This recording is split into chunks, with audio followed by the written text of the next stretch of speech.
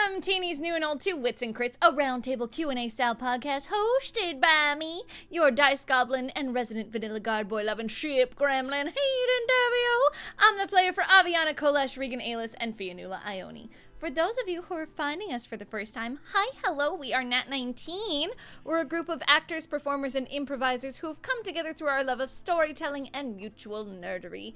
Today on the show, I have the one, the only, the beautiful, the talented Spencer Downs. Oh my gosh.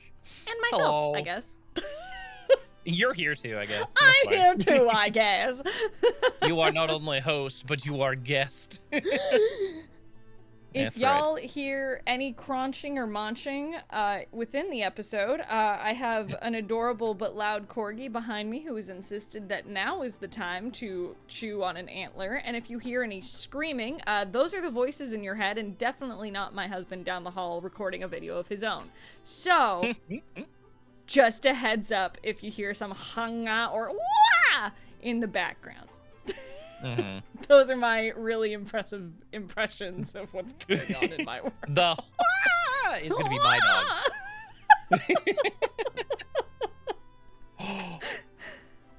Oh my god.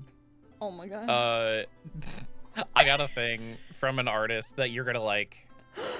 Yay! Yay! Doing other things while we record our I love it! Mm-hmm. Yep. Introduce your fine self while I ogle this thing. Don't worry about it.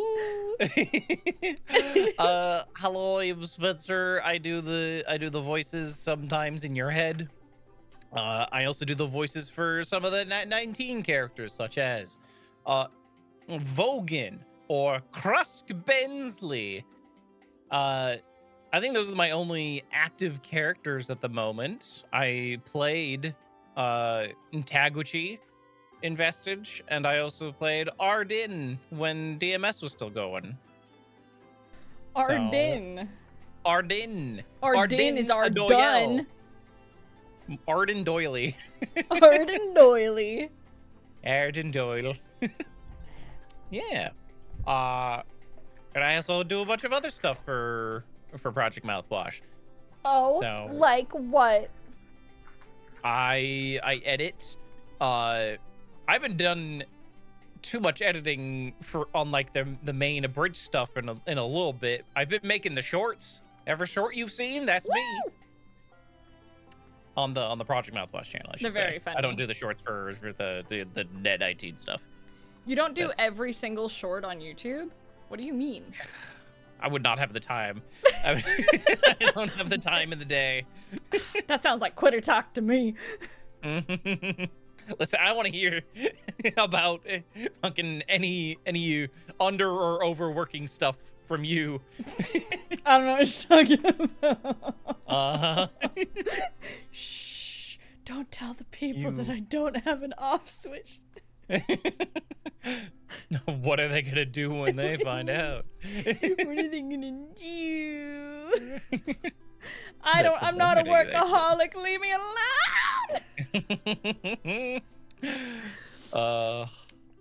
But yeah, that's what I do. Yeah, you're wonderful. You're talented. Brilliant boy. Sometimes. We love a Spencer here. All the time. Oh gosh. Forever. Maybe once or twice. Just like once or twice. Like, don't worry about it. Yeah. So, how this Higgity Heckin' show works, if you've not joined us before, wild that you're tuning in, I think, like, episode 34. So, Insane. Wild that this is where you chose to start, but who knows, maybe the algorithm fed this to you, or you happened to see us go live on Twitch. One or the other. You know what? I'm not judging you, it's just interesting, is all I'm saying. So, how this show works is since it's just the two of us today, I've got a single little D4. I'm going to drop it in my dice tower to determine who I'm asking a question to. And then I will roll it again to find out which question I'm going to ask. And sometimes I decide the dice don't matter because this is indeed a D&D podcast. And sometimes I say what the dice do. That's true. That's how DMing works, right? I just fudge all my rolls, but I would never do that. Yeah, man. I'm an honest DM. Every single dice roll is accurate. I've never once Fudged I've never once roll. lied about a fudged roll. That's crazy. What would be the craziest roll you've ever definitely not fudged? Ooh. The craziest roll? I can't really fudge them as a player. Yeah, I mean like as a DM. As a DM though, craziest roll I've ever fudged as a DM. It didn't happen on night 19. It happened in, I think it would have happened in Sweens D. I think I fudged the dice a couple of times when the players were about to fucking bite it due to some like mind flare bullshit. Oh yeah, because y'all dealt with a lot of mind flares in your last campaign, right? Yeah, in our last campaign, they had to infiltrate some mind flare stuff, and you know, sometimes the players didn't make the correct decisions and threw themselves into danger haphazardly. I'm like, oh my god. Like, oh, you're gonna die here. Oh my god. So, I can't remember a specific instance though. Yeah, there's a lot that goes on. Yeah, I fudged the dice a lot, you know. It's just Every roll, honestly. Honestly, I've never rolled an honest die in my life. You know, I'm not surprised. Sometimes I'm there to tell a specific story. Sometimes I should have written a book. It's like, no, Carrie, you weren't supposed to say that. Okay, I have it written here. I have your script right here. What are you doing? What do you mean? Stop. We've talked about this stuff going off book. Yeah. What do you think you are? An improv actor? Get the fuck out of here. Disgusting. No, you do what I tell you. That's how you play D&D. That's how you play D&D, obviously. Obviously. Sarcasm well, is sarcastic. Oh, that was sarcasm? Oh, I completely missed. Oh, whoops. Oh, whoops. Oh. Ba-do-do-do. It's for... Sorry, the die going down my little dice tower just makes a fun sound, and I can watch it going down, and it makes my brain happy. I just like that specific noise. Yeah. It's like not fast enough to like imitate like the dice rolling specifically, because that would be like a broom. Yeah. Instead it's a boo doo doo doo. It sounds like you're trying to roll R's but can't, you know? Listen, bitch. That's exactly what's going on. I'm fairly certain you can roll your R's though. Like, it so depends. It so fucking depends on what word. Yeah, that's fair. It depends on the word. It depends on like the context. And I'm mostly trying to roll my R's because I'm trying to learn Spanish because my husband that's my husband's first language and his entire family speaks it. So I'm like, fuck, all right. But if I'm thinking about it, I can't roll my R's for shit. But sometimes I surprise myself and I go, oh, I did it! Oh my gosh. It's the dumbest thing to get excited about, but I'm like, yay! Oh, my tongue did that thing. Oh, it's so nice. Yay! Hooray. Anyways, I have a question for you. okay. Krusk seems to joke about not leaving the world when the time comes to do so. Does he have any hesitancy in regards to departing the world he lives in currently? Like, despite what's going on, is he feeling hesitant about it at all? Probably. I think it stems from like two things that, in my mind at least. The first is that all his stuff's here. All his stuff is in Waterdeep and things. Like, he likes Waterdeep. He knows everything going on here for the most part. Like, he's like, I could go to Neverwinter and I have a pretty good idea of what I'm expected to find. I could go to Waterdeep and not know exactly where my favorite ale is. Like, he's super comfortable in his lane, you know? Whereas going to this other world, it's like, oh, I don't know anything. I don't know anyone or anything there. Like, what is... I'm gonna start from ground zero? Like, what? I'm gonna start from the bottom? Ugh, sucks. And the second, is that everyone's telling him that he has to go, so his inner brat is coming out. He's like, yeah, I don't want to go, though. He's like, maybe I don't want to go. If you're telling me to do it, I don't want to do it. I don't want to. Bullcrap. Honestly, you're saying his inner brat. I'm like, you know, I've never thought to use the word brat to describe Krusk, but yeah, he's absolutely a fucking brat. Yeah. Yeah, absolutely. Like, he's a little turd. He is, and he knows it. He fucking knows it. Mm-hmm. I see you. Yeah. He's a little sass master. He is. Bane of my existence, but I love ya. Yep. Like, no, I'm not the bane of your existence. Mm. I'm the light of your life. Okay. Okay. You have to love me unconditionally because I am your son. Mm-hmm. Okay. You heard me. And you agree with me. Sure. I'm glad we cannot come to this understanding. Mm-hmm. So is Krusk fully aware of the severity of the situation? And is he using his, like, humor and, like, sassy sarcasm as a way to kind of cope with that? Or is he just kind of, like, freeballing it right now, going, I guess?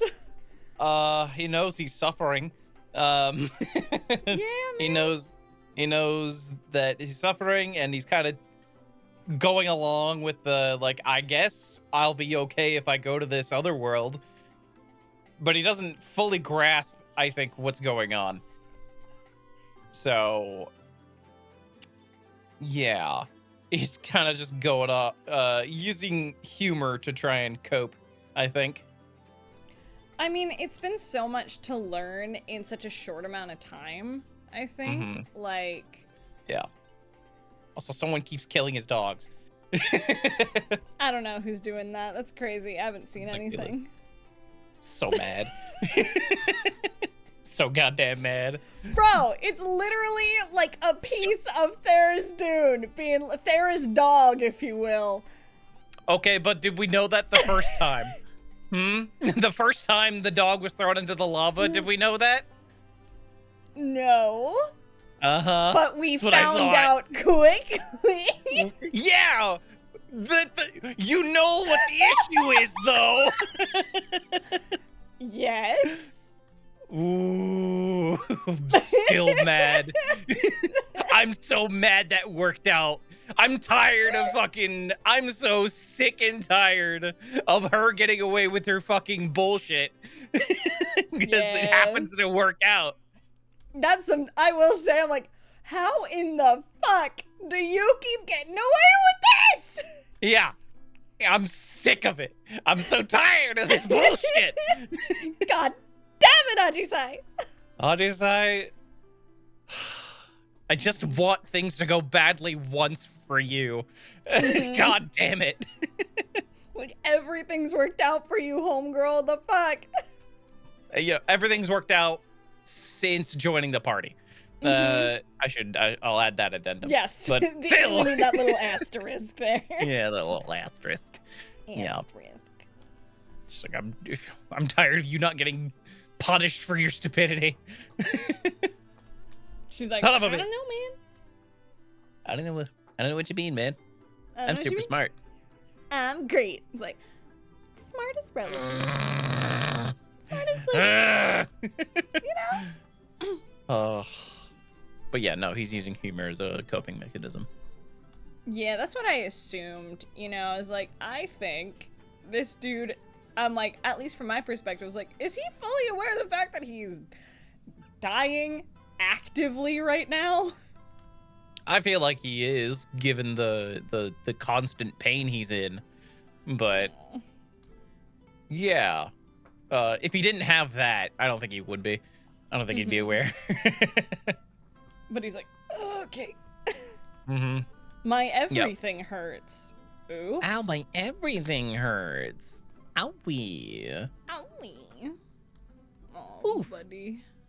It's okay. Oh, We're gonna make him better. We're gonna shunt him through, I don't know, a portal or something. I have no idea how this is. Whatever it work. happens to be. Yeah. Whatever fucking, I don't know. We'll shove him down a fucking chimney like Kruska Claus and call it a day. Kruska Claus. I don't know. It's almost Christmas. 'Tis the season. Kruska Good old Claus is coming to town. Santa Krusk. Santa Krusk. Santa Krusk. No one tell my husband that I sang a tune of a Christmas song. He'll never let me. He'll never let me live it down. It's true. He'll never let you live it down. Yeah. That's why I'm telling him. Fuck. He's here. Fuck. No. No. No. It's okay, Kruskifer. We'll fix you. Mm-hmm. In the next world, wherever the fuck we go. Wherever that is. Yeah. Wherever that is. It's for both of us. Oh my god. Let's see. Odds or evens? Evens!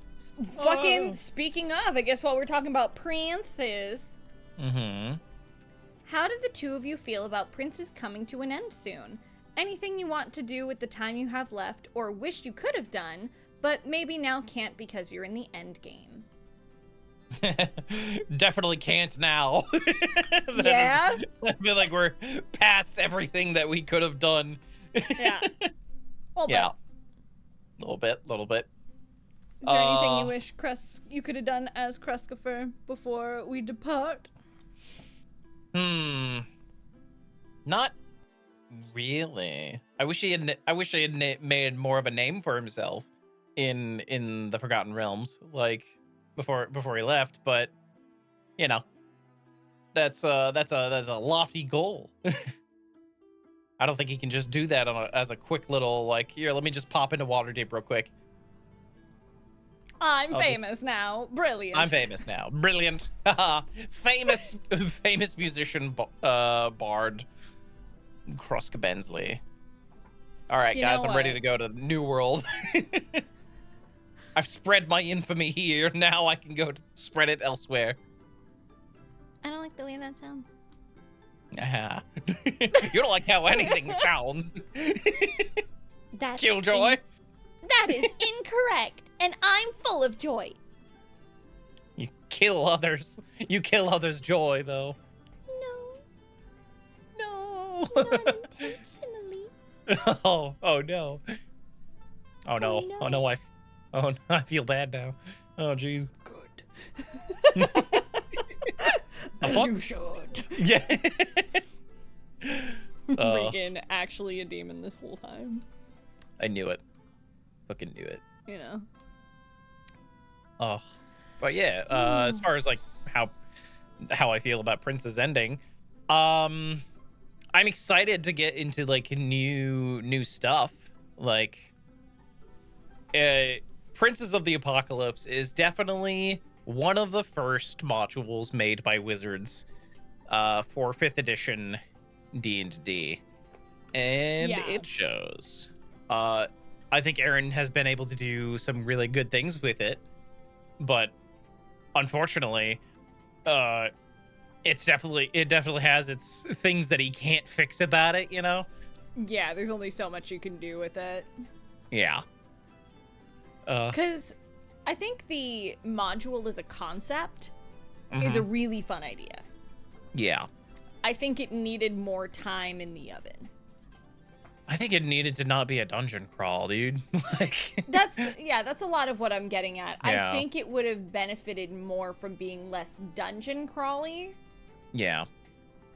It's definitely like what Wizards thought D&D was still going to be, because before 5th edition it was very dungeon crawly. Oh Like, yeah. So they're like, yeah, let's no, we'll make a big dungeon. And due to like shows like Critical Role and things like that, people have been like, nah, I like the role play a lot more. So it's kind of, dungeon crawls have kind of fallen out of fashion in D&D from what I've noticed amongst the majority of people, at least. Oh yeah, I think a dungeon crawl like lends itself to like a short, like to like a one shot, or if you legit have to go to a specific place like a vault or something like that, and it's really wound into the story. But I think just really focusing hard on like dungeons and fights, it gets a little tiring after a while. Yeah. And I've not felt like tired during Princes, but I felt the dungeon crawl fatigue, and I'm really excited to, I'm always really excited when Aaron gets to do like his own stuff, like when Aaron's brought in his like original aspects to Princes. And everything he's done with Krusk, I am so locked in. Yeah, it's so personalized, and it feels like we're really contributing to how the story's going instead of following like what the adventure has laid out for us, you know? Yeah. So that's unfortunately the pitfall when it comes to modules. But yeah. I think Aaron's done a really, really good job with it, though. Like, I've thoroughly, like, enjoyed Princes, but I'm so excited. Thank you, baby, for your screams. I don't know. I hope you're winning Mario Party. I'm very excited to see what he will throw at us now that he's just, like, time for Aaron, like, creative brain time, and I love it, and I'm such a fan of Aaron's DMing style that I'm like, let's go. I'm all in. Just lets us do this stupidest shit. Like, it's true. Aaron like, okay. is such a king of yes and. He's like, let's find a, he's always in the camp of let's find a way to make that work, and I love it. Yeah. It's some good shit. I hope it doesn't come to bite him in the ass. Yeah. Yeah. Aaron, I promise I'll be a good little D&D player. I promise I'll be good. I promise nothing. I think I feel like my biggest ask was being like, can I bonus action wild shape so I can have more of a turn? Yeah, let me just steal an entire subclass's whole thing real quick. D&D 2024 did it first, okay? I know. Yes, that is true. I was like, that wasn't my fault. I brought it up that it was in the new fucking PHP. Fight me. Okay, then we'll use all of the D&D 2024 druid rules then. No. Yeah? Switch everything. Yeah. No. Also, if you hear just purring, Apollo wanted a hug. Aw. I have to have the door open so the critters don't scream at one of our doors. So because of that, I'm getting a cat hug.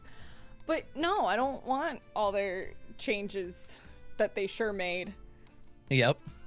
they sure made some changes. That they did.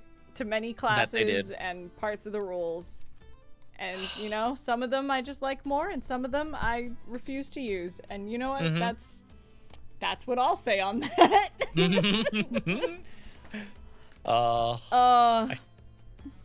I really like how Pathfinder did their like wild shape equivalent like druid stuff. Where they just familiarize myself with that. It's neat. Where you just kind of pick traits that go with what the animal that you want to transform into. So you know how in D&D you have to pick like a certain stat block for a bear or whatever. Yeah, you just pick traits and be like, all right, I pick the claws trait or whatever, and I say I'm a bear kind of thing. Interesting. So, yeah, it's neat. That sounds super I'm missing a lot of detail here, obviously. Yeah. But I like the way that they do a lot of their classes in general. It makes a lot of sense. But sometimes they can get a little overcomplicated. A little bit. Just a little bit. What were you about to say? I was gonna say everything that I've like played around with in Pathfinder, I've really enjoyed. Like when we did our initial beginner box and I was trying out Ranger, bruh. Mhm. I was like, Oh, it's so this much is better. everything I want from a ranger. Mm-hmm. I'm so It's- cool. Yeah, they're so much better. They're so Pathfinder Ranger fucks. It's so good. Mm-hmm. Nah, fucking love it. I love that their whole thing is like, hey, you in particular, die. Yep. Yeah, it's so good. I love Love like that there's less of like, I can't remember if it was just the ranger class or if it was feats that we had me using where it's like less of the penalty to firing multiple times in a turn. Mm-hmm. Yeah. Just the build we did, I was like, oh, I love is this. So good. This is so fun. Fuck yeah. I would play it again. I would absolutely play another Pathfinder Ranger. I thoroughly enjoyed it. They're so cool. I love them. Yeah. I should actually answer the question, but Pathfinder's cool and I want to talk about it. I get that. This is the Pathfinder. This is the Pathfinder episode of Wits and Grits. I mean, it's not terribly far off since we will be playing, so you know. Yeah. I'm so excited for that. Soon, chat. Soon. We're gonna be playing Pathfinder, and I'm excited about my character. Mm-hmm. I asked Logan if I could come in like at the end of their episode in December. I think on the 18th of December, or no, the 14th of December. I'll be popping in at the end of Gilligan's Grave and giving it a couple details about the camp, about what the campaign's gonna be. So Fuck yeah. I'll make sure Fuck to yeah. hop in and listen. Set your calendars. Set your calendars. Make sure you go listen to it because we've been prepping and planning for a while now. Mm-hmm. I'm excited. It's true. Same. It's gonna be Same. good. I gotta figure shit out for you. Yeah.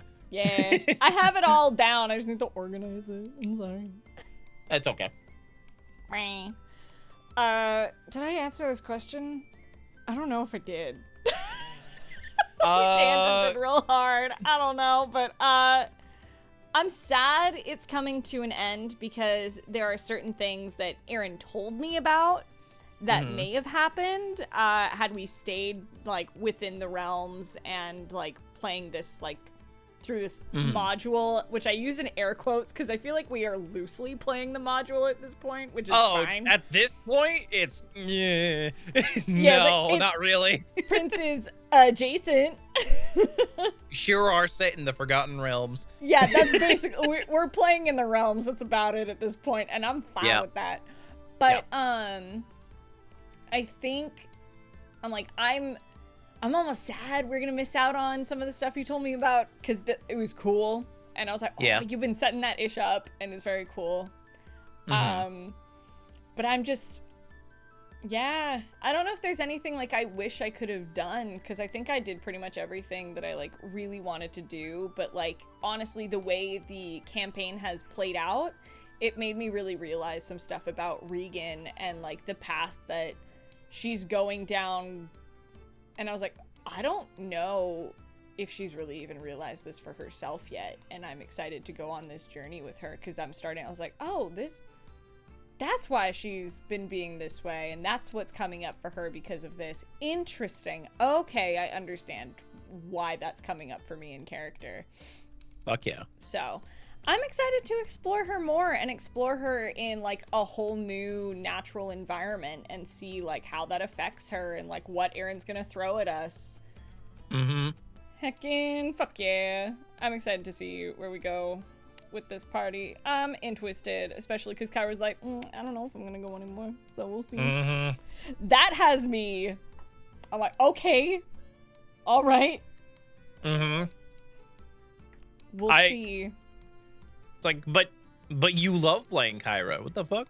Yeah, so I'm very curious. Like outside of Kyra and Yuri being like a thing now, I'm so curious like what else is like behind that and shit like that. So we'll see.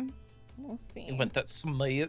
To smooch? You already smooched. You can leave now. Yep. He's like, all right, and I'm good. Thanks. Great. Thanks for the kiss, Beach. Got you, Beach. I'm gonna ask another question, Biao. You'd better. Ich from Beep, beep, beep. Beep, Startled my cat doing that. Okay. Hi, buddy. You want to be on the podcast? Hi, babes. Bro, I promise you, you're not hungry. You're just a bitch. So clearly people are in Honokuni right now, because the question is, when Lexi died, Avi lashed out at Miriam, but never Nemric. At the time, it was assumed that killing Tribulation for good would bring Lexi back, and yet despite hating him, she never thought to bring up Nemric's mistake. Why? Part of that was Eric was playing Nemric at the time. And it would have been really weird. Like, part of that was above table, and I'm gonna be so real about that. It's that Eric was playing Nemric at the time.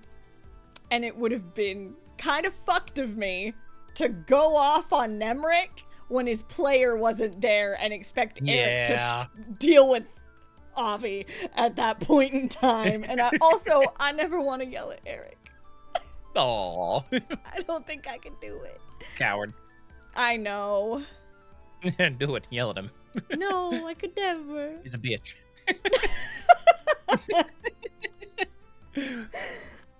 So that's like the above table reason, but like the real like in character reason was Miriam is the reason they were there.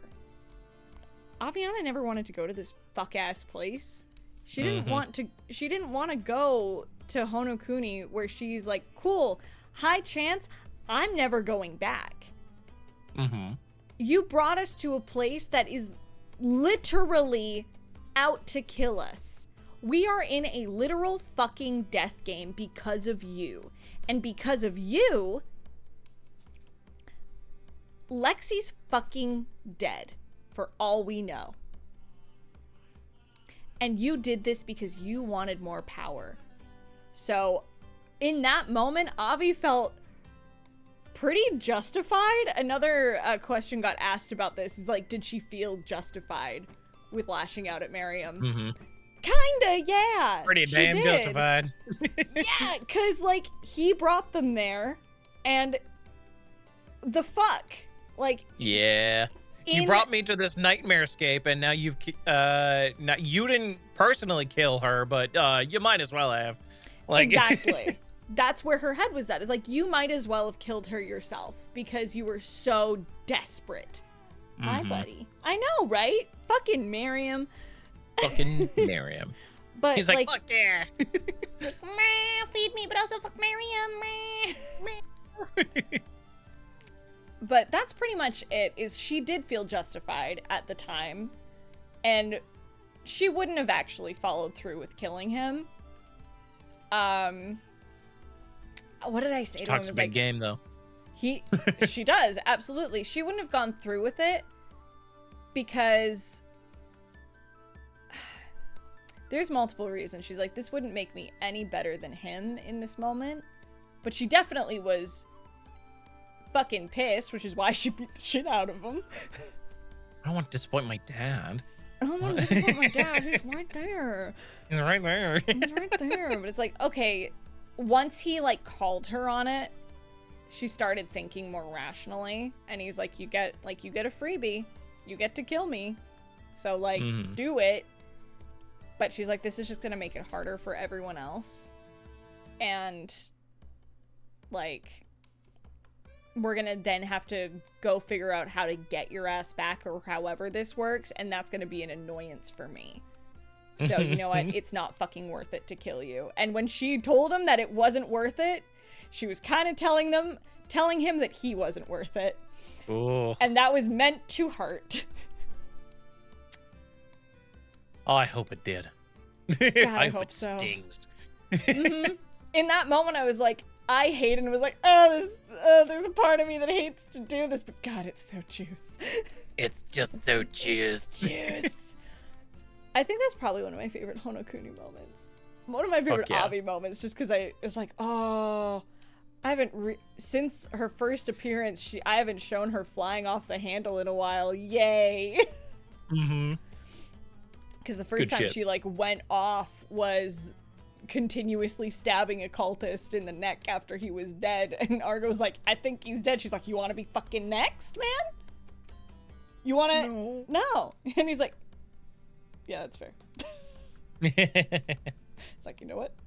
That's fair. Mm-hmm.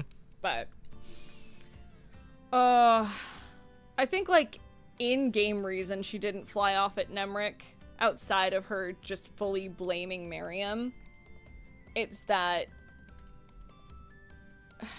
it wasn't the time to, like, Nemric was not the source of her ire in that moment. It's like, yeah, he fucked this up for us, but the real root of why she was mad was Miriam. Mm-hmm. So, like, that's why she fully cast the blame there. Some good drama. Some good drama. Mm-hmm. Drama Goddamn. mama. Oh. Oh. Fucked up. Same. Oh, it's for you, Spencer. Oh my god. Oh my god. Okay. So, speaking of drama. Mm-hmm. It's not about Krusk, surprisingly. Wow. He is the drama. He is the drama. He is the drama. Mm-hmm. Now You that think Vogan, of drama, you think of him. It's true. He is very dramatic. That's why my impression of his is like, oh, I'm Krusk Bensley. I don't sound like that. How dare you? How dare you? I Good. love him. Yes. Same. Good, yes. Again, now that Vogan has lost the person he was closest to ever loving, how do you think Vogan will cope with this pain? Will he try to get to know the real Mary Mist? Yeah. Absolutely. Great. Next question. Great. Yeah. Like, oh my god. Oh, it's gonna hurt, but he's gonna.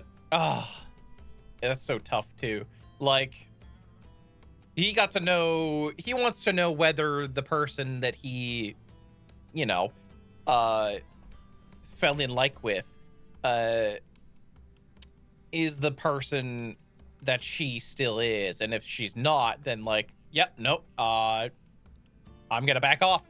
I don't want to put you through anything that you don't want to be, that you're not comfortable with, you know? So, he doesn't want to make her uncomfortable, but he does want to get to know her, you know? Yeah. It also depends if, like Miriam, her memories are kind of locked away. Mm-hmm. Or if she remembers everything from when he was possessing her. Yeah. Because from what we understand, Miriam's memories being suppressed was intentional. Yeah. But Mm-hmm. with Mary Mist, it's a bit of a different situation. Yeah.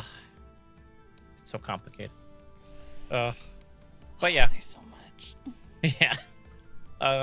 Vogan is he'd like to try and get to know her. But he's also aware that, like, yeah, she's been through a lot, so I'm not gonna put her through anything she's not comfortable with. I hope, because none of y'all asked, and it drives me crazy. Mm-hmm. Because she was like, what, the student of the Crystal Queen? Was she like her apprentice, I believe? I don't remember. Awesome. Yeah. But like, It's been a long time. what do you mean? The only thing you like, you don't just think about D&D like me. That's just not I- all that rotates in your brain. I've got a lot of D&D in my brain. It's just a lot of different D&D in my brain. That's fair. It's mostly the stuff that I have to worry about DMing for that I worry about. So Yeah, that's valid. yeah. I guess. I guess whatever. Oh yeah. But that's fair. I don't remember. I want to. I really hope that now that she is truly herself again, we can like properly learn about her, because like, there's never been a moment as Avi for me to be like, "Hey, buddy, what's your deal?" Because both in and out of character, I'm fucking curious. I'm so curious what her deal was, because I don't know that she worked for the Crystal Queen. I don't know any of that. In character, Avi doesn't know fucking shit. She just knows that this girl's cool and she lives in the house. That's it. That's all she knows. And she's like, the fuck is your deal? I don't think Vogan knows much about her either. Like, yeah. But he's in the camp of like, hey man, I'm all for like, we don't have to know everything about each other relationship. You don't need to know that I'm a war criminal. You I don't need need to know what you were doing. It's fine. Yeah. It's fine. She finds out Vogan's backstory and just makes the Excalibur face from Soul Eater. The Excalibur face. Have you never seen this? I've seen it, but I don't remember too Here. much about it. It's in here. I'm gonna throw it in call chat for you. Good.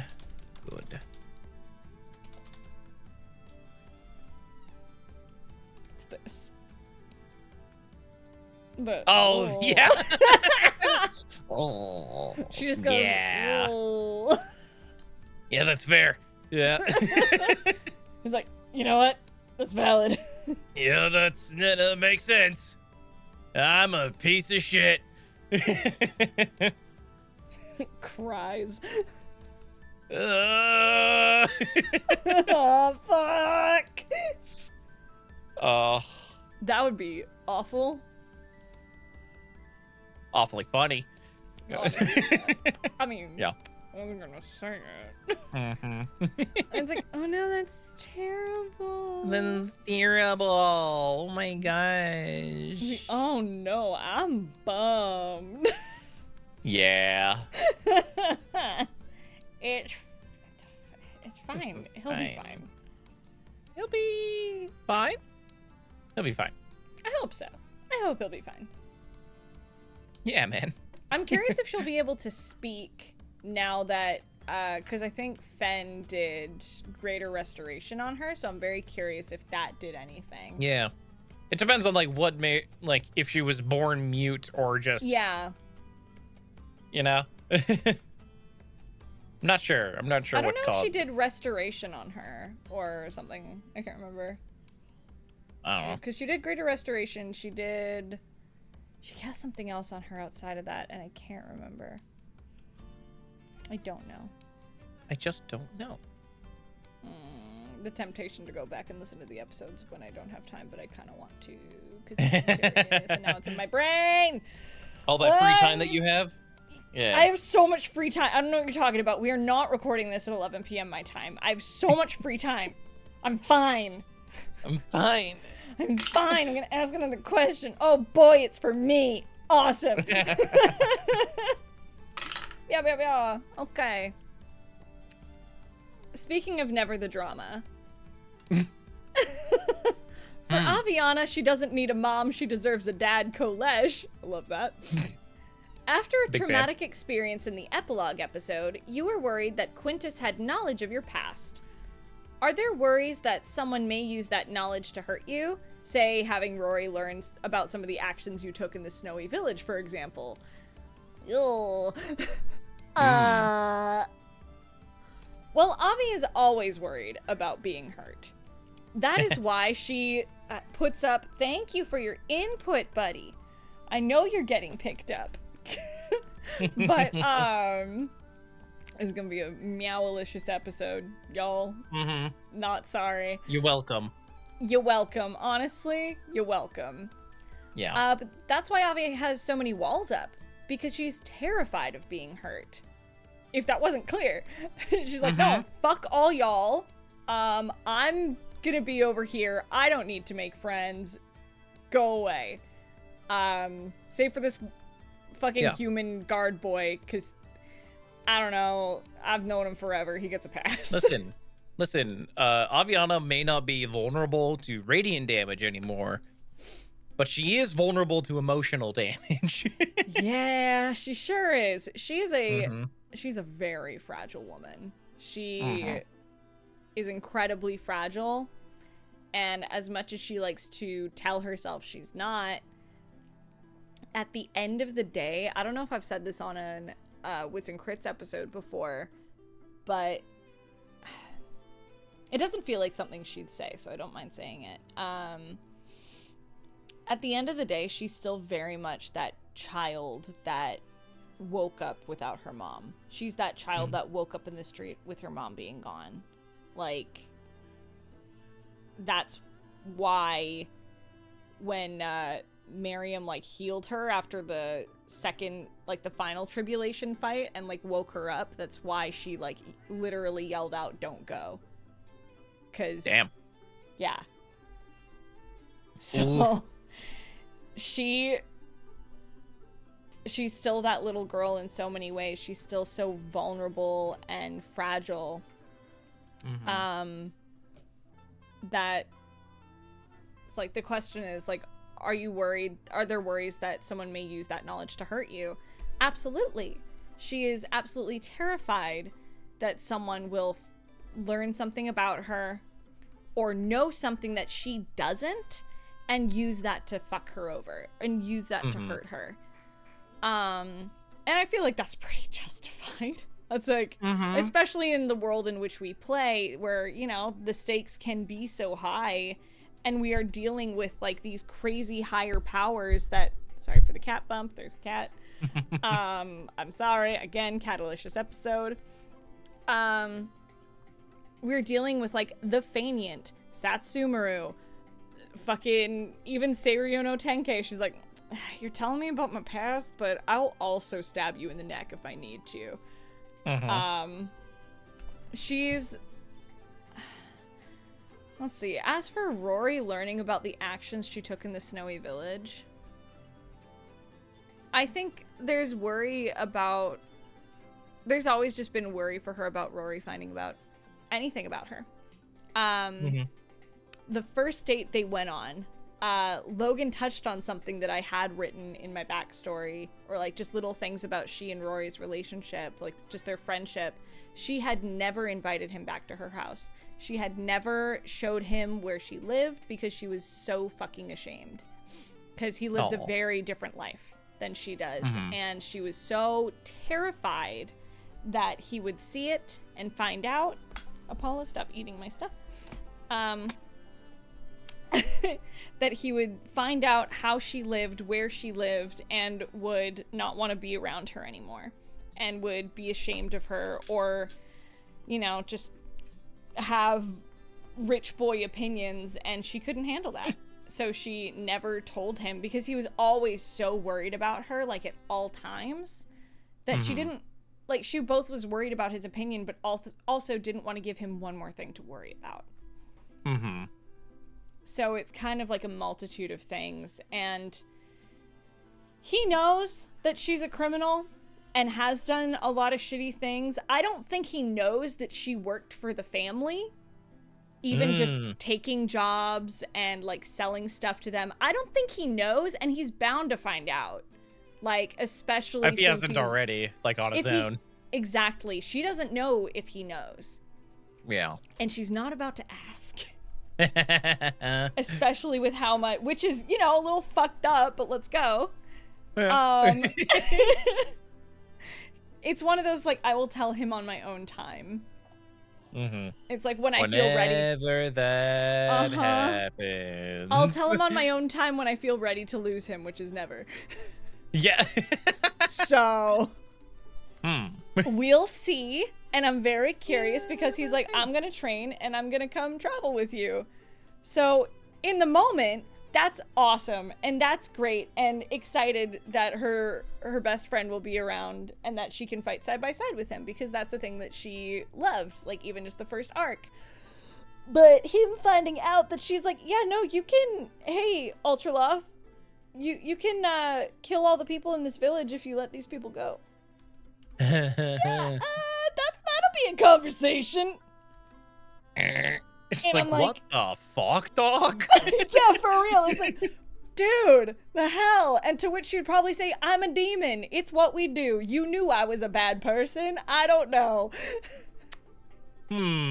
Yeah. It's not Does right. she use her being a half demon as an excuse for some things? Who knows? Is that the word? Fine. Is that it? Is that what? Yes. I Okay, see. buddy. All right. Whatever you Girl say. handles her emotions in really healthy ways, I swear. She's so well put together and She's so healthy. pretty. She is, though. That's She's true. so pretty. She's just so pretty. Hey, don't look at the crimes behind the bird wings. No, we Pay don't no look at those attention. crimes. Don't, Those don't aren't look crimes at that we them. look at. There's other things we look at, like her eyes and her wings. And Yeah. buzzles. And the Buzzles. Yeah, but yeah. yeah. But yeah, I think that about answers the question. I think, yeah. Does she want people to find out more about her? No. Especially, listen, she trusts Quintus and, like, she's like, yeah. But also, I don't trust the person you're about to be when we get back to the land away. Yeah. So. That'll be fun. Oh, I can't fucking wait. I've told Cody, I was like, that's gonna put her in, like, her least favorite environment. Is dealing with a bunch of stuffy nobles who think they're all fucking that because their coin purse is rattling around. Yeah. And dealing with that kind of shit is so fun to play with her because that is not her ball game at all. It But sure God, ain't. is she gonna try to play it? Oh boy. I'm excited to see how Vogan handles the land away. Depends how they feel about hobgoblins over there. I don't think very good because of the fucking shit they're the dealing orc with. shit. Yeah, it's like the orc, and then I feel like they're gonna be like, not human. Meh. Meh. Yuck. I don't know how they feel about. Yeah, I can't remember how they feel about like non-human races over there. I don't know, because I don't know a lot about who's sitting on the Lions Council. Yeah. I think This Logan's shit's told changed. me before, but I don't remember. Yeah. It's been a long time. We keep getting into these really long arcs that we don't expect to get into. Yeah. Oops. Whoopsie. Whoopsie. I think Logan mentioned last episode, he's like, yeah, Flux expedited the cauldron. Yeah. So yeah. we weren't supposed to be there for a while, if ever. Same with the fucking the goddamn Honokuni. Fucking Yeah. Miriam. God damn Again, it, it's Miriam. his fault. Everything is his fault. Yeah. Son of a bitch. It's always the bard's fault. Yeah, it sure is, huh, buddy? Mm-hmm. Yeah. Can't be forgiven, those bards. Weird how that happens. It is weird how that happens with every goddamn bard in every game. Yeah. They just somehow accelerate the plot. I'm pretty sure that's happening with Lori and Gilligan's from what I've heard. Fucking bards. Oh, bards. Oh, bards. Oh, questions. I got one for the both of us. In regards, since we're on the topic of vestige. Vestige. For Aviana and Vogan. Oh, this is a fun one. You both were possessed by Velis and had the unfortunate experience of feeling him push himself from your bodies. Do you think this could be a potential bonding point for the both of you? Oh man. I don't think he's told Aviana that, whereas Aviana has told everyone that. Yeah. I think.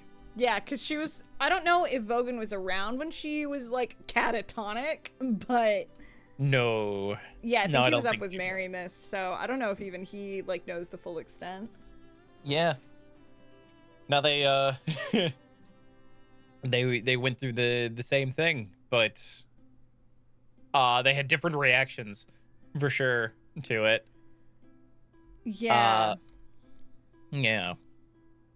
If it comes up, like, maybe they could bond over it. I don't know. It's hard Yeah, to I don't gauge what know. Aviana will bond with people over. I don't know what he's talking about. She's so well-rounded and worldly and, like, so easy to get along with. She lets people in really easily. Yeah. Yeah. Easily is the word. Yeah, it's so easy for her. I don't know what this attitude is from you, man. She's got her shit together. Yeah. Yeah, I think since they haven't talked about it though, like, it's hard to say for sure, but it's like, it's one of those where it's like, it's potentially a thing. We would have to talk about it in game though, and I'm not really thinking about what I'm gonna be doing in like a year and a half. Yeah.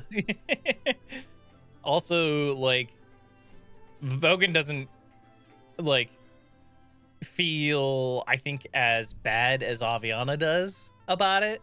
Yeah, they had two very different experiences. So, that was, I don't know if they can bond over it, because he's got a different perspective, I guess, about it. Yeah.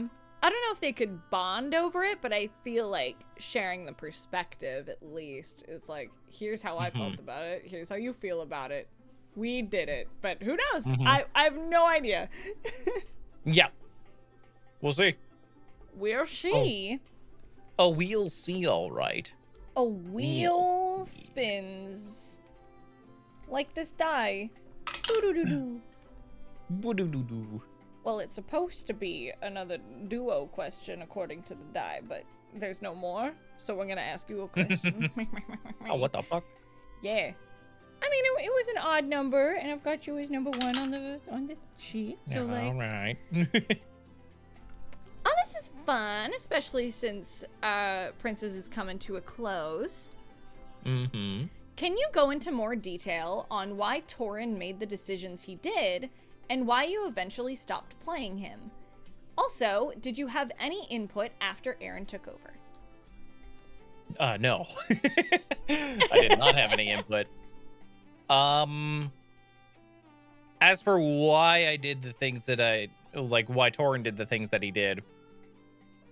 I think he... Because what happened was, like, his brother, came and, like, convinced him to, you know, join him. And the reason why he agreed is because, like, I think in his backstory, he had, like, a fuck ton of his siblings die in a fucking, like, a storm at sea. And, I think, I don't remember exactly what happened, because it's been several years at this point. But I think he thought that he was dead. So he was just eager for that familial connection there. But also, the above table reason is that I thought it would be very interesting if that happened, if he went off. I thought it'd be a cool decision, and also I wasn't having a ton of fun playing that character. I think he wasn't the right vibe for the party. So I get that, yeah. I took the opportunity that I saw. So yeah, I think that's basically the extent of that answer, I think.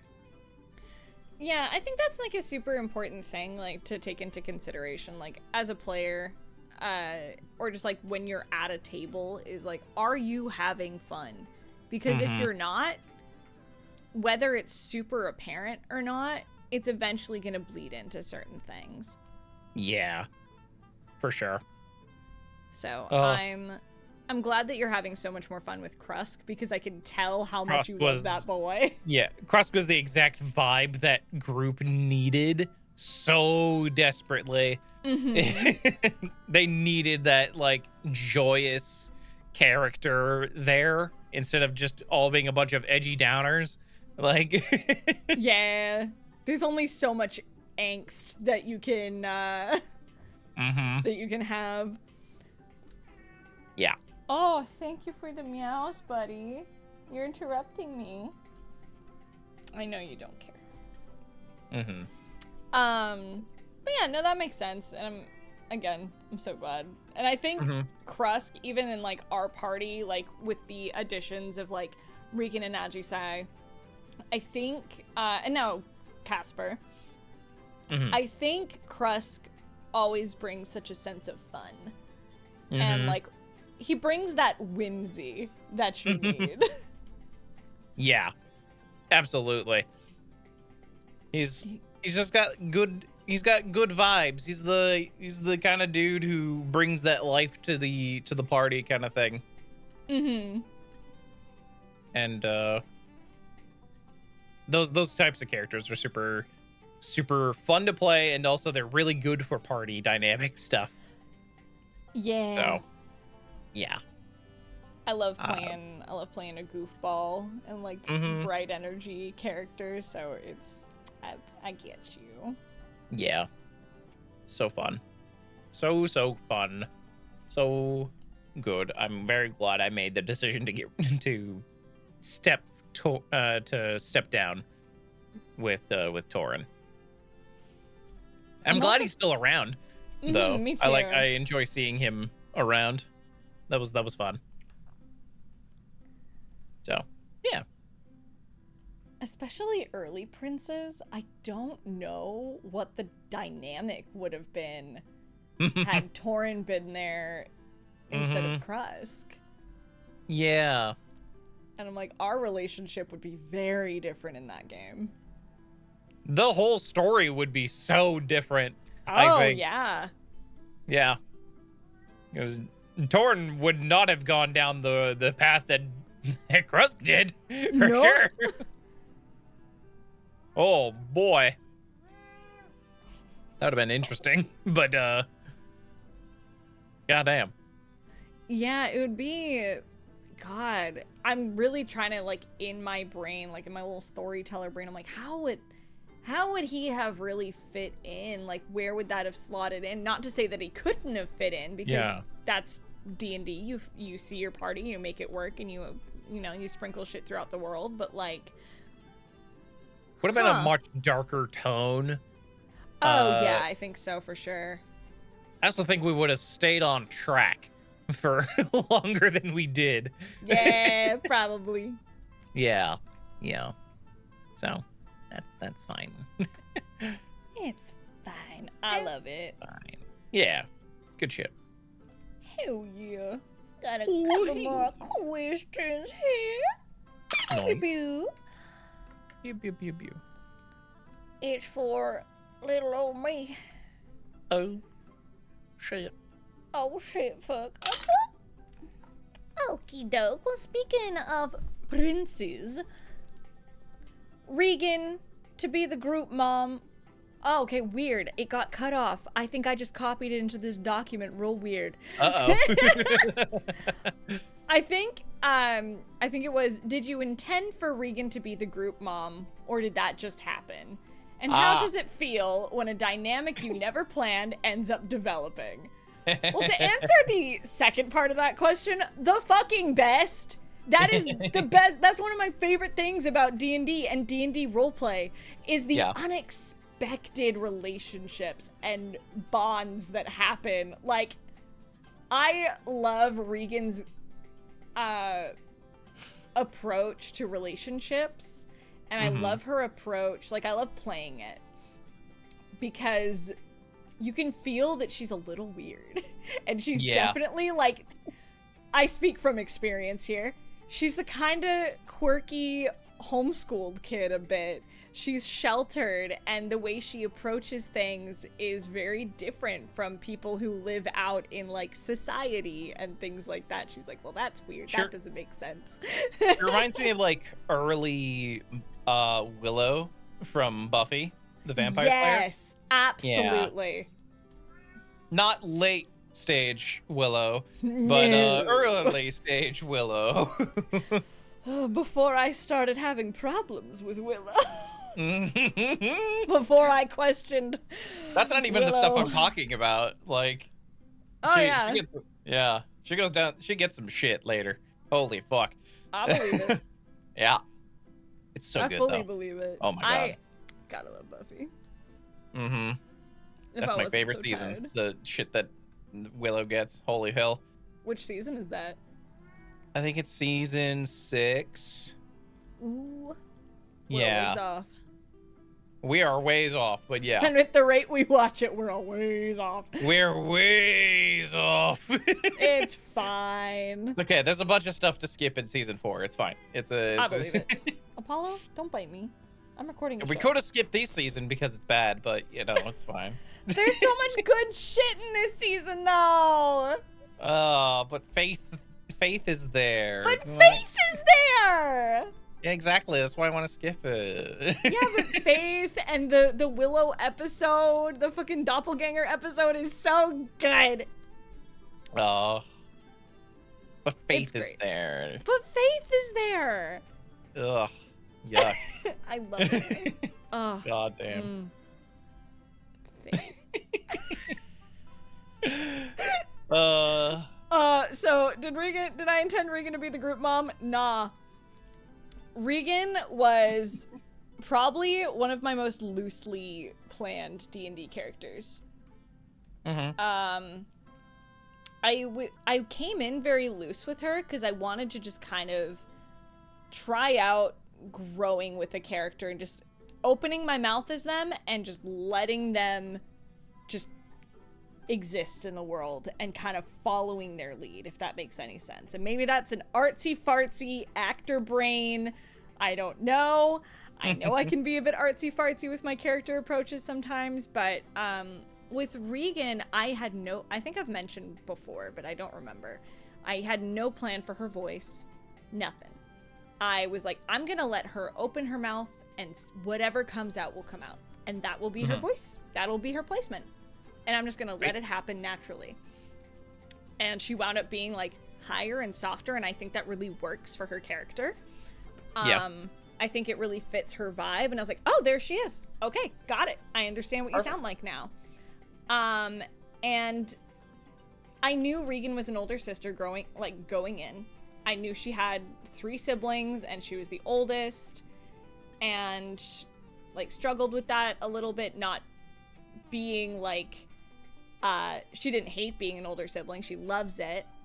She's such a family-oriented person, but, you know, the weight of expectation is on you. And she is such a free spirit that that's hard for her.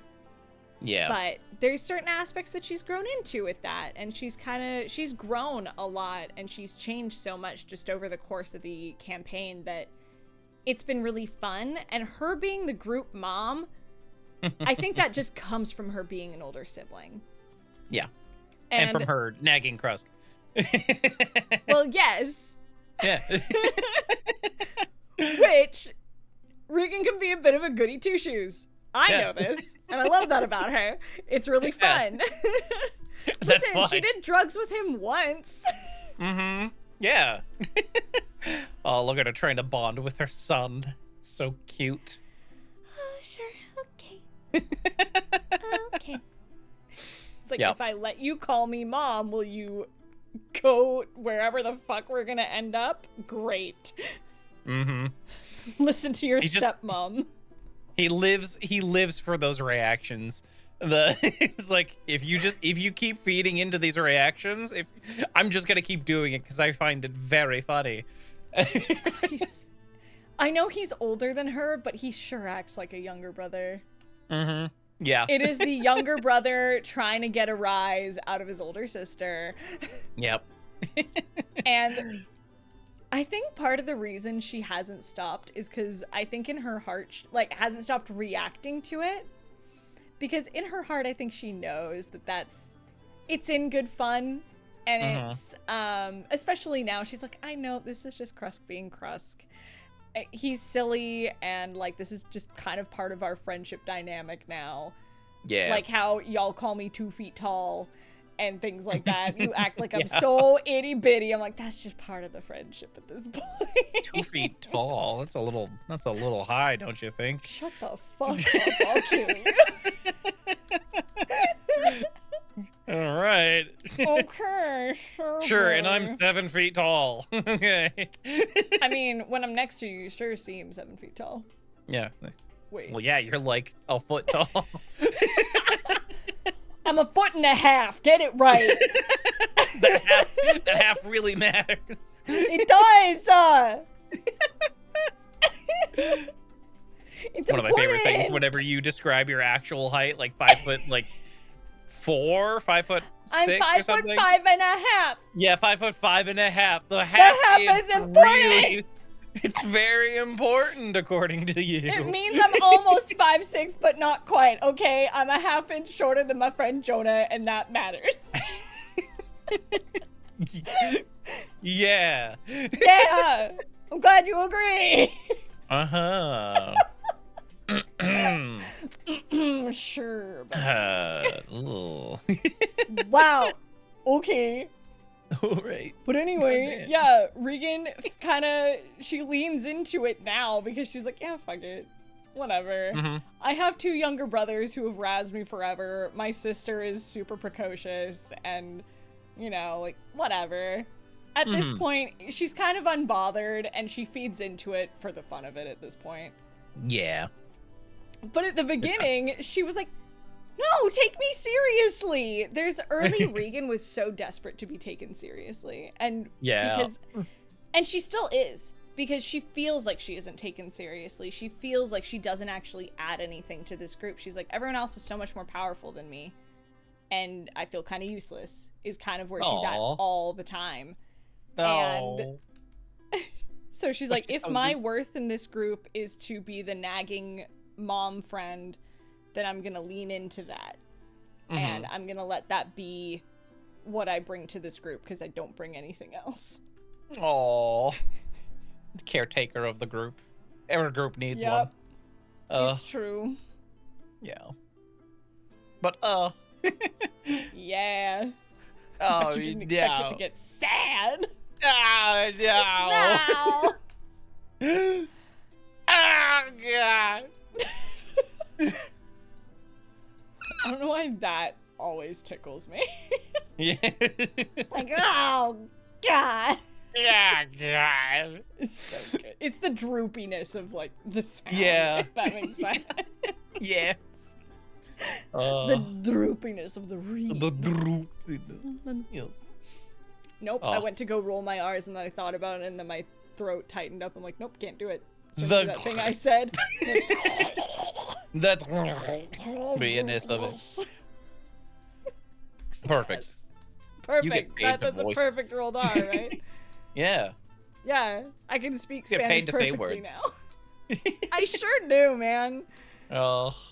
That's why I'm tired. Are there got any another other question for you? questions? Yeah, got one Okay. more for each of us. Oh.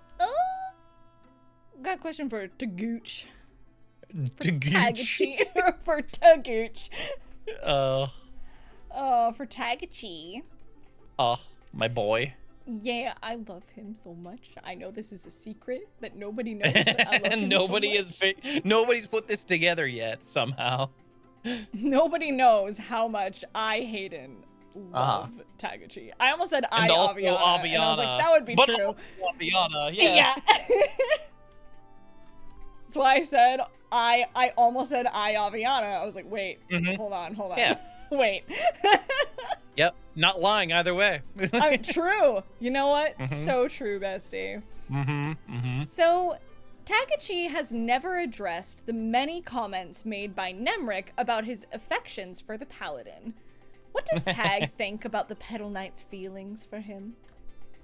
Childish.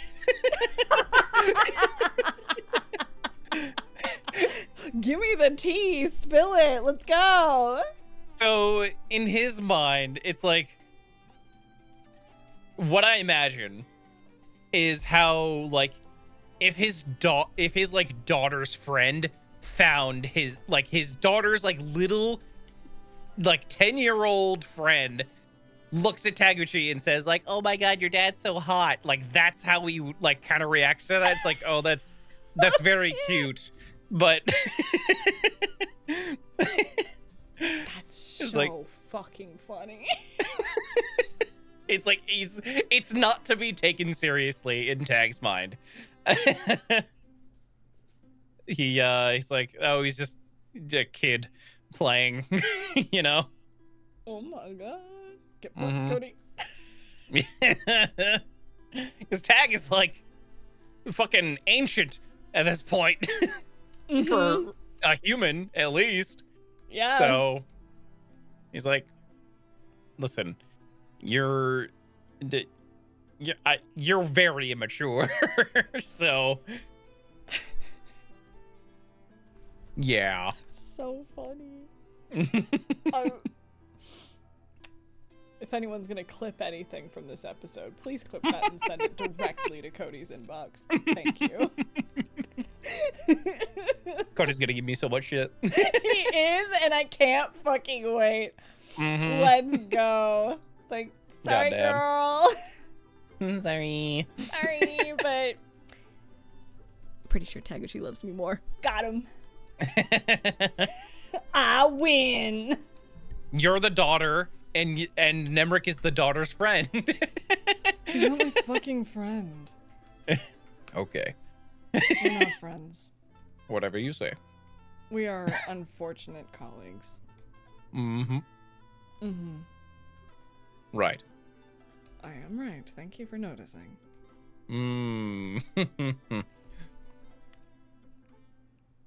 Sure. Smiles. Yeah. Aw. So cute. I love I them. miss them. Anyway. Same. Oh. One day Tagochi will make his miraculous return. I was thinking about him while I was making this sheet of questions. I was like, Aw. man, what's our... God, if we ever meet again, if we happen to meet again when Vestige comes back, like, God. I'm so curious what would have been going on for him this whole time. Because we all went back to our times. Well, went back to our times. He's still around. He hasn't aged a day. Like physically. But he's been around. So he's doing something, I'm sure. Yeah, I'm like, are you still in the service of the Crystal Queen? Are you still trying to fucking fix her vampirism? Because it hasn't worked out yet, buddy, if you hadn't fucking noticed. Stupid It's like timey-wimey bullshit.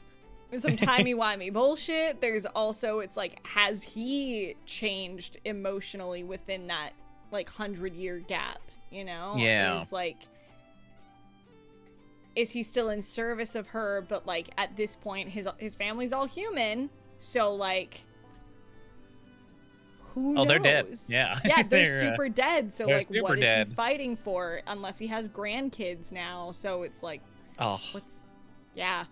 One of my backup character ideas was just to come in as, like, one of Taguchi's, like, descendants. Like, if Vogan were to have a bite it or whatever. It's just like, hi, I'm... you know, so-and-so Amaya. Like, it's like, I'm sorry, what was your last name? I'm sorry, what did you say? You would break me. This is fucking targeted, Spencer. You would break the reaction me! I want. Yeah. Oh, I want him to be just as fucking delightful as his dad too, or as his grandpa. Like, yeah, my grandpa told me stories. Like, fuck. Apollo. Oh, it'd be so fun. Oh. Oh, that'd be so fucked of you, but let's go. Yeah. Yeah. Yeah. Oh, that's such a fun idea, I think. That's a really good Goddamn. idea. And But like, unfortunately, D&D characters in 5th edition are immortal, so. yeah. I Yeah. do not know how Avi has lasted this long. That bitch dumb. It's because she's got a broken as fuck build. Yeah, she's a little busted, and I'm not busted. complaining about it. I'm not. I mad. can't imagine why. I lasted against a DGR, and that's fucking awesome. I was basically naked against a DGR, and I'm like, I am somehow alive, and that's fine. Wild. After that, we pull the curtain back. We did nerf her uncanny dodge because we did realize after that it was a little too strong. It's a little much. It was a little too strong. It's still kind of busted, but it's not as busted because we still have to be like, she has a godly weapon, but it could be a little less godly in this aspect because I'm basically not getting hurt. It's like, at the end of the day, it's a game. Yeah, exactly. That we have to play. There have to be stakes here. Yeah. So, I'm like, I'm about that. It's no fun watching stuff without stakes, you know? You gotta Take a potatoes. put on the TV. Yeah, you gotta put on the TV, eat your steak, get your potatoes, Your titers. your taters. Now I want steak. Steak and taters. I've got a steak and I have potatoes. I could go make some. Like, We have one more it's way question. too late now, but What? You don't want to eat a steak at like almost 10 o'clock at night? there's nothing stopping me. I'm a grown adult. If I want a steak at fucking 10 o'clock at night, my time, I can do whatever I damn well please. There's nothing stopping me. Ain't nothing stopping me. Am I tempted to order a burger at 11 at night? Yes. Am I going to? Probably not. Always. I'm always tempted by that. I could order Whataburger. They're always open. Always. Always. And that's dangerous. Yeah, it's true. Because sometimes you're playing games too long and you're like, oh, I'm gonna keep gaming for a while. Yeah. I am hungry. Whoops. Time to waste my money. I have money wasting stories to tell you after this. Oh god. Oh boy, here we go. I'm playing lots of games is what's happening. I also have a funny story to tell you after. Fuck yeah, brother. We got one more question here. Uno question. Uno questionino here. It's for me, if that's okay. I guess. That's fine. When Seiryo no Tenkei was holding information about her mother to protect Avi, which I don't know if he was really trying to protect her there. In Avi's mind, he was just kind of being a dick about it. God, what a piece of shit. Yeah, it's like, I'm not gonna tell you. She's like, dude, spit it the fuck out. Like, come on. Come on! When he was holding information about her mother to protect Avi, she insisted she could deal with the pain of finding out the truth if she finally got answers. Which, you know, she did her best with it. But, you know, she wasn't expecting the magnitude of where her mother came from. Like, that's a lot. Her mother's born of a genocide, and that's fucked. We love that. That's so much to unpack. Oh no. Zombies no good, very bad day. Yeah. Oh man. She insisted she could deal with the pain of finding out she finally got answers. Quinn has also been willing to protect children from the truth about their parents, like he did with Vincent's son. True, I kind of forgot about that. Knowing how Quintus has reacted to knowing how Quintus has reacted to this kind of thing, would she tell him if she found out something awful about Moira? Yeah. She would probably make sure he was, like, cool to hear it. She wouldn't just pull a Diane and be like, hey, by the way, here's all the fucked shit about your family, dude. Like, because she witnessed what happened there, and that's why Avi was like, okay, we need to be a little bit more on Quinn's side here, even though right now I want to check him in the face. You know, that's just a constant for her with everybody. Yeah. Even Rory. He's been punched once or twice, if not more than that, throughout their friendship, I'm sure. Maybe but one. Would she tell him? Absolutely. Again, she would make sure he was, like, in a place to hear it if she found something out. Or, like, let's say we get to the Valor Built estate and we're down in whatever the fuck is in that basement, which I want to know. I want to know who fucking Snow White is in that glass-ass coffin. The fuck is in there? Who is in there? What the fuck is in there? I don't know. But if she finds, like, some, like writings or something, or has a fucking dream or some shit, I don't know. But if she finds out anything about Moira, she would absolutely tell Quinn. Absolutely. Because if she has a right to know about her mom and her mom's wrongdoings and what her mom's goals are, Quintus has the same right. Fuck yeah. She can't preach about equality and fight for it and then withhold something like that. Like, that just would completely go against, like, her morals. So, that, and, you know, begrudgingly, Quinn is her friend. I guess. It's fine. Like, I guess. Up for debate. I don't know. Debatable some days, because he's a bit of a butthole, but, you know, so is she. Yeah. Nah, Avi loves her friends. She does. She's just a big so old much. tsundere. She all is. the time. She struggles with connection, but if she loves, she loves fiercely. She's a tsundere. She is a tsundere, yeah.